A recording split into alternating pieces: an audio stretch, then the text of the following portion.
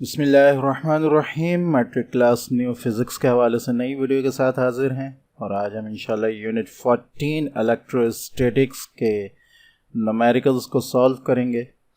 First numerical आपके पास तकरीबन 6 numericals हैं, ठीक है। इनमें से फर्स्ट न्यूमेरिकल आपके पास है what is the electric force of repulsion between two electrons at a distance of 1 metre. तो इसका डाटा बना लेते हैं पहले, ठीक है जी। डाटा में हमारे पास इलेक्ट्रोस्टैटिक फोर्स या इलेक्ट्रिक फोर्स को जो मालूम करने का फार्मूला है वो है F is equal to K Q1 into Q2 upon R square, ठीक है। जहाँ Q1 जो है वो चार्ज 1 है, Q2 जो है वो चार्ज 2 है, ठीक है। और R जो है रेडियस को जाहिर करता है, जो चार्ज में जो दो चार्ज हैं उनके दरमियान का जो रास्ता है, उनके दरमियान जो फासला है, जो डिस्टेंस है उसका स्क्वायर है। और F जो है वो इलेक्ट्रोस्टैटिक फोर्स को, ठीक है। तो यहाँ कुछ चीज़ें जो हैं वो कांस्टेंट होंगी, जैसे ये K कांस्टेंट है, कूलम्ब्स कांस्टेंट है ये, ठीक है। अच्छा, बाकी चार्ज दो इलेक्ट्रॉन्स का जो है वो हमें मालूम होना चाहिए और याद होना चाहिए, ठीक है। उसको हम डिस्कस कर चुके हैं अपने लेसन में, ठीक है। और जो डिस्टेंस है दोनों इलेक्ट्रॉन्स के दरमियान वो इन्होंने बता दिया है, ठीक है। तो पहले हम R को लिख लेते हैं। R हमारे पास है 1 मीटर, ठीक है।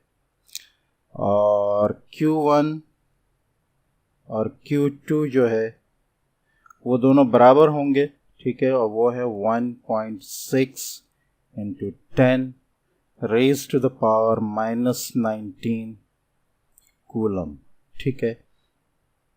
अच्छा जी, अच्छा ये बात याद रखें कि ये दोनों चूंकि इलेक्ट्रॉन्स के चार्ज हैं और दोनों नेगेटिव चार्ज होते हैं, तो ये रिपल्शन करेंगे, ठीक है, एक दूसरे को अपने से दूर करेंगे, ठीक है। यही वजह है कि इन्होंने इलेक्ट्रिक फोर्स ऑफ रिपल्शन पूछी है। तीसरी चीज़, हमें कूलम्स कांस्टेंट पता होना चाहिए। ये तीनों, ये इलेक्ट्रॉन का जो चार्ज है ये याद होना चाहिए। कूलम का जो कांस्टेंट है वो भी हमें याद होना चाहिए, 9 × 10 raised to the power 9 newton metre square पर कूलम स्क्वायर, ठीक है। अब ये वैल्यूज़ आपके पास आ गई हैं, सॉल्यूशन कर लें, ठीक है। सॉल्यूशन में हमारे पास है F is equal to K Q1 Q2 upon R square, ठीक है।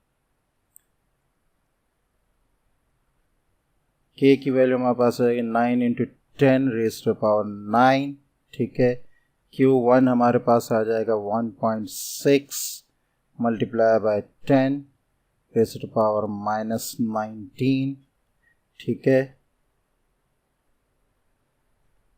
फिर दोबारा 1.6 × 10 रेज़ टू पावर -19, ठीक है, अपॉन नीचे आपके पास आ जाएगा R का स्क्वायर, ठीक है। रेडियस आपके पास 1 है, 1 का स्क्वायर आपके पास बाद में 1 ही आ जाएगा, ठीक है। अच्छा जी, अब ये आपके पास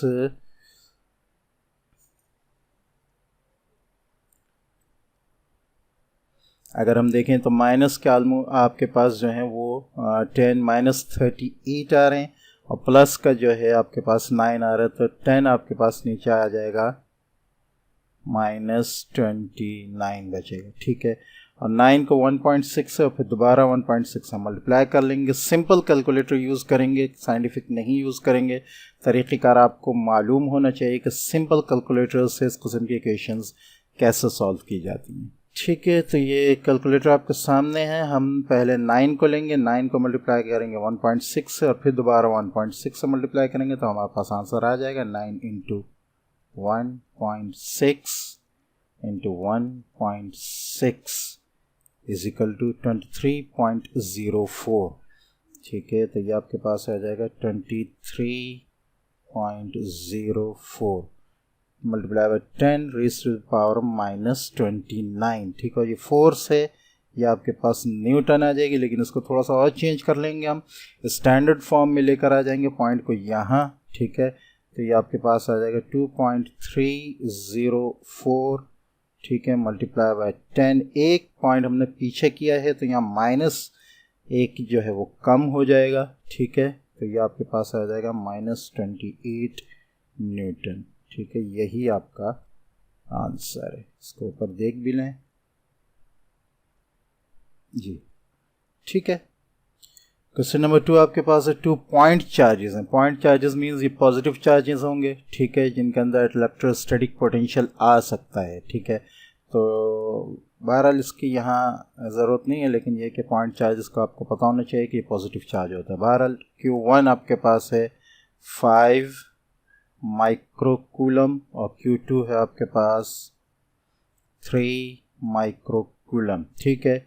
चूँकि SI यूनिट कूलम है तो हम इसको माइक्रो को जो है वो चेंज कर लेंगे। ये आपके पास हो जाएगा 5 multiply by 10 raise to power -6 coulomb, और ये आपके पास आएगा 3 multiply by 10 raise to power -6 coulomb. ये जो माइक्रो है उसको हमने चेंज कर लिया है पावर में, ठीक है। डिस्टेंस आपके पास जो है वो है 5 सेंटीमीटर, ठीक है। इसको आप मीटर में कन्वर्ट कर लें, 5 को डिवाइड करेंगे 100 से, ठीक है, तो ये आपके पास आ जाएगा 0.05 मीटर, ठीक है। मालूम आप करना है what will be the Coulomb's force. Coulomb's force यानी वही फोर्स ऑफ रिपल्शन या फोर्स ऑफ अट्रैक्शन या इलेक्ट्रोस्टैटिक फोर्स, कुछ भी कह लें आपको, वो इनके दरमियान क्या होगी। सॉल्यूशन लिखेंगे, फार्मूला वही लगेगा आपका F is equal to K Q1 Q2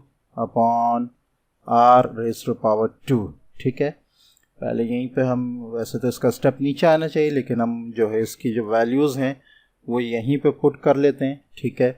तो कांस्टेंट की वैल्यू आपके पास जो कूलम्स कांस्टेंट है 9 multiply by 10 raise to the power 9 आ जाएगी आपके पास, ठीक है।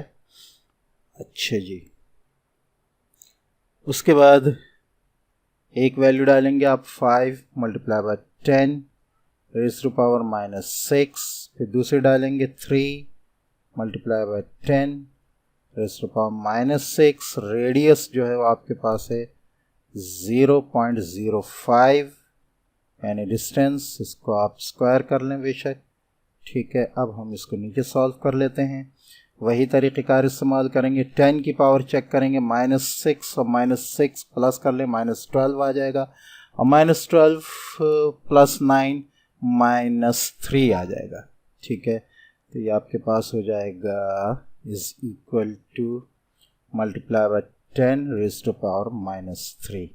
अब 9 को 5 से और 5 को भी 3 से मल्टीप्लाई करें, 5 3 से 15, तो ये आपके पास आ जाएगा 9 multiply by 5 multiply by 3 is equal to 135, ठीक है। तो ये आपके पास आ जाएगा 135, और नीचे आपके पास आ जाएगा 0.0025, ठीक है। इसको बेशक मल्टीप्लाई करके आप चेक कर लें, ठीक है। 135 डिवाइडेड बाय 0.0025 यही है, ठीक है। ये आपके पास आ जाएगा 554,000, ठीक है। तो आपके पास ये आ जाएगा आंसर, बेशक आप नीचे स्टेप में लिखिएगा, आपके पास आ जाएगा 54,000 multiply by 10 raise to power -3, ठीक है। तो यहाँ से आप इसको जो है वो 1 2 3 पॉइंट पीछे ले जा सकते हैं। तो यहाँ आप 3 पॉइंट यहाँ नहीं, यहाँ 3 पॉइंट आप यहाँ पीछे लेकर जाएं तो ये ख़त्म हो जाएगा आपका, ठीक है। तो ये आपके पास आ जाएगा 54 न्यूटन, यही आपका आंसर है, ठीक है। नंबर 3 आपके पास है 2 माइक्रोकूलम चार्ज। एक चार्ज आपके पास एक आ जाएगा डाटा, ठीक है, Q1 2 माइक्रोकूलम, तो ये आपके पास आ जाएगा 2 multiply by 10 raised to power -6 coulomb is placed in the field of 3.42 multiplied by 10 raised to the power 11, ठीक है। इलेक्ट्रोस्टैटिक फील्ड है, ठीक है, जिसको हम कैपिटल E से रिप्रेजेंट करते हैं, ठीक है। ये है 3.42 multiply by 10 raise to the power 11 newton पर coulomb.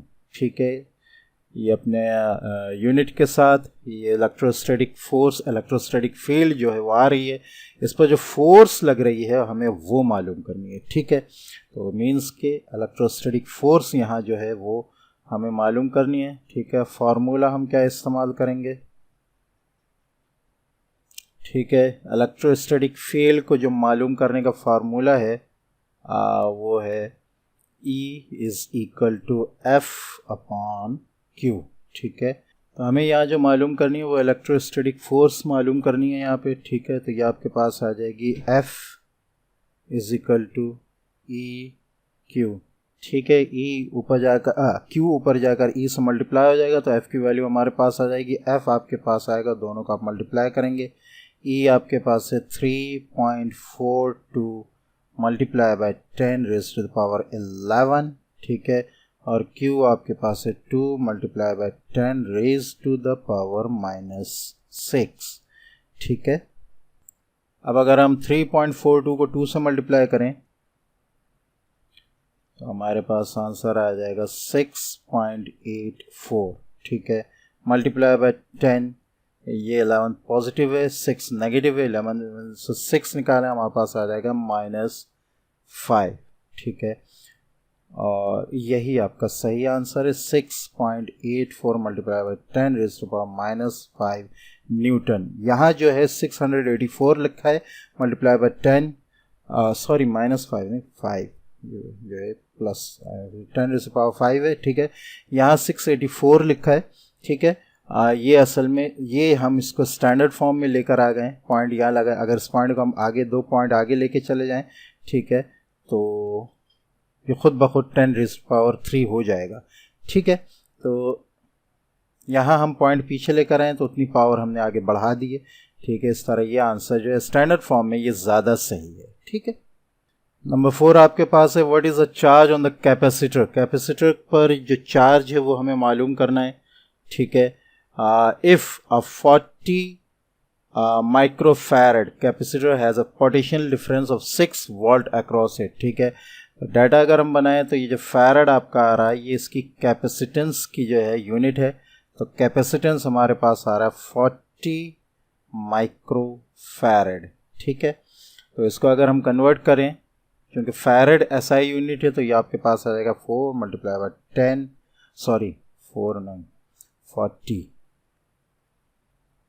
40 multiply by 10 raise to power -6 farad. ठीक है, अच्छा दूसरी चीज़ जो आपके पास है वो है वोल्टेज पोटेंशियल डिफरेंस, वो आपके पास है 6 वोल्ट। ठीक है, हमें जो मालूम करना है वो चार्ज मालूम करना है, वो is a charge on capacitor. ठीक है, तो ये आपके पास आ जाएगा सॉल्यूशन, अगर लिखें सॉल्यूशन आपके पास आ जाएगा कैपेसिटेंस का फार्मूला लगेगा C is equal to Q upon V। ठीक है, ये फार्मूला लगेगा, हमें Q मालूम करना है, तो Q की वैल्यू जो है ये नीचे स्टेप आएगा आपके पास, तो Q की वैल्यू आपके पास आ जाएगी Q is equal to CV। ठीक है, तो अब इसको आप सॉल्व कर लें, C की वैल्यू डालें आप, C की वैल्यू आपके पास है 40 multiply by 10 raise to power -6। ठीक है, और V की वैल्यू जो है आपके पास है 6। ठीक है, तो ये आपके पास हो जाएगा 4 6 24 इज इक्वल टू ये आ जाएगा 240 multiply by 10 raise to power -6। ठीक है, तो यहाँ से पॉइंट हम इधर लेकर आ जाएं अगर, तो आपके पास आ जाएगा 2.4 multiply by 10 2.40 multiply by 10 raise to power -4। 2 point पीछे हो गए, तो यहाँ 2 पावर जो है वो बढ़ गई है। ठीक है, बढ़ गई है ये प्लस के हिसाब से। ठीक है, वो है क्योंकि -4 -6 से बड़ा होता है। ठीक है, तो ये आपके पास जो है, अच्छा इसकी वैल्यू जो आ जाएगी यूनिट की, वो आपके पास आ जाएगी कूलम या। ठीक है, तो ये आपका आंसर। ठीक है, यही आंसर ऊपर आ रहा है। नंबर 5 आपके पास है, डाटा अगर हम बनाएं नंबर 5 का, ठीक है। नंबर 5 आपके पास है the potential difference between 2 points, ठीक है, इज 100 वोल्ट। अच्छा, ये सिर्फ पोटेंशियल डिफरेंस नहीं है बल्कि ये डेल्टा वी है, ठीक है। डेल्टा वी आपके पास जो है वो है 100 वोल्ट, ठीक है। If an unknown charge is move between the 2 points the amount of work done is 500 joule. अगर जो वर्क डन हुआ है वो 500 जूल्स हुआ है, ठीक है। Find the amount of charge, तो हमें जो है चार्ज मालूम करना है यानी क्यू मालूम करना है, ठीक है। इज इक्वल टू सोल्यूशन लिखें, ठीक है। और अगर वर्क डन का जो फार्मूला है हमारे पास पोटेंशियल डिफरेंस के साथ, वो हमारे पास है delta V is equal to work done पर चार्ज, ठीक है। हमें मालूम क्या करना है, चार्ज मालूम करना है, ठीक है। तो ये आपके पास आ जाएगा Q इधर आ जाएगा आपके पास, और यहाँ आपके पास वर्क डन ऊपर और नीचे डेल्टा V आ जाएगा, ठीक है। ये डिनोमिनेटर में इधर आ जाएगा, ये न्यूमिनेटर में इधर हो जाएगा। तो Q आपके पास है W 500 है, ठीक है, और पोटेंशियल डिफरेंस आपके पास 100 है। ये दोनों कैंसिल हो जाएंगे, आंसर में आपके पास आ जाएगा 5, और इसकी जो यूनिट है वो आपके पास आएगी 5 कूलम, ठीक है। नंबर 6 आपके पास है फाइंड द इक्विवेलेंट कैपेसिटेंस। तो मीन्स कि हमें सबसे पहले जो है वो मालूम करनी है इक्विवेलेंट कैपेसिटेंस, ठीक है। इसको बेशक ऊपर लिख लें आप। 6 जी। अच्छा, व्हेन 3 चार्ज हैं, ठीक है, सॉरी 3 कैपेसिटेंस हैं, ठीक है। तो C1 आपके पास आ जाएगा 4 माइक्रोफैरड। हम इसको चेंज नहीं करेंगे, ठीक है, क्योंकि ऐसे चेंज करने की कोई ज़रूरत है नहीं, इसको माइक्रोफैरड पे ही रखेंगे, ठीक है। और C3 आपके पास है 2 माइक्रोफैरड, ठीक है।